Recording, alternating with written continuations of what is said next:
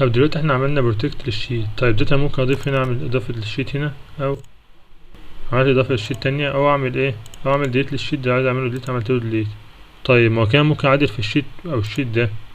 انا كده اعمل ايه، حماية الحاجة اللي داخل الشيت بس، اعمل بروتكت او لوك للسيل اللي داخل الشيت. طب انا عايز اعمل حماية بتاع كله، هم رايح على كلمة ريفيو، هم رايح عن بروتكت ورك بوك.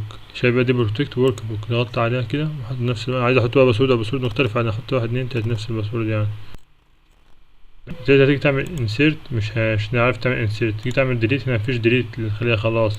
يبقى الورك شيت الورك بوك بيحمي لك الورك بوك من الخارج، لكن لو انت عامل بروتكت ورك بوك بس هتقدر تعدل في الخارج عادي. يعني دلوقتي عملت ان بروتكت شيت، سبت 1 2 3، انا مش قادر امسحه عشان اعمل بروتكت ايه ورك بوك، لكن ممكن اعدل في دي عادي. خلاص بقى اتشالت، اعدل في دي برضو عادي لان انا شلت ايه بروتكت شيت.